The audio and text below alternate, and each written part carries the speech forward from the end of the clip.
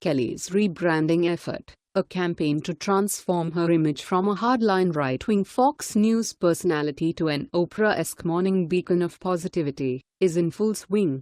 Her new NBC show Megyn Kelly Today debuted Monday, during which she declared herself kinda done with politics for now. Kelly spent more than a decade in conservative media as one of its most effective agents of race-baiting and anti-black fear-mongering, helping stoke the kind of white racial resentment that made Donald Trump president and overt racial hatred en vogue. The ludicrous suggestion that she can leave that legacy behind by repeatedly talking about her newfound desire for joy in every interview suggests both she and the NBC brass think we're all as dumb as the Fox News audience. The image overhaul has already hit a few stumbling blocks, even at this early stage in her morning show run. After just 3 episodes, the host has rubbed 2 prominent guests, Jane Fonda and Debra Messing, the wrong way, and shown that old, divisive habits die hard. On Monday, Kelly sat down for a conversation with the stars of the rebooted hit Will and Grace. New Yorker writer Doreen St. Felix observed tensions across the segment, noting that Eric McCormack barely looked at Kelly while responding to her boilerplate questions. "I thought I saw Megan Mullally wins." But most off-putting was how Kelly handled a superfan in the audience. After inviting the fan up on stage, Kelly asked, in a misguided attempt at humor, if he'd been inspired to become both lawyer and gay after watching Will and Grace, then brought up his sexuality again at the end of the segment.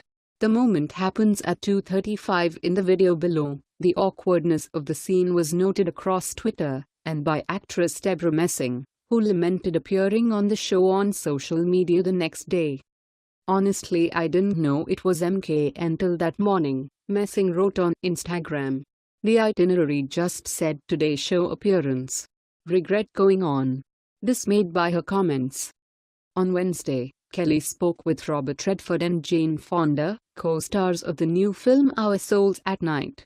Kelly's attempt at light conversation included asking Fonda, though not her male co-star, how she keeps up her looks, and pressing her on previous admissions of having had plastic surgery. That's not exactly fodder for morning TV, and the discussion immediately went sideways. "You've been an example to everyone in how to age beautifully and with strength and unapologetically," Kelly said to Fonda. "You admit you've had work done, which I think is to your credit. But you look amazing. I read that you said you're not proud to admit you've had work done. Why not?" Fonda eyed Kelly momentarily, letting the question hang in the air, before answering, "We really want to talk about that right now?" Ultimately, Fonda answered briefly, ignoring Kelly's follow-up volley and instead guiding the conversation back to the movie she was there to discuss. It was the sort of misstep that may become standard fare as Kelly tries to play a convincing version of a breezy chat show host, instead of the woman who once insisted both Jesus and Santa Claus are white. St. Felix, hitting the nail squarely on the head, describes Kelly's energy as latently abrasive. Just to jog your memory of Kelly's greatest, or rather, worst, hits. Owns characterized remarks emphasizing the need for a racially diverse judiciary by then Supreme Court nominee Sonia Sotomayor as an example of reverse racism. She accused Michelle Obama of perpetuating a culture of victimization for publicly relaying a personal experience with racism, and falsely suggested President Obama was going to force communities deemed too white and too privileged to integrate whether they want it or not.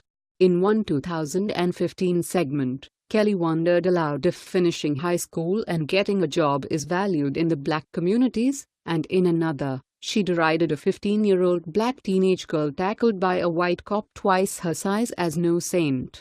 Kelly spent 45 segments relentlessly promoting an absurd conspiracy theory linking the Obama administration and the new Black Panther Party in an anti-white voter suppression effort, suggesting a twin obsession with delegitimizing the first black president and turning a marginal group into a brand new scary black thing.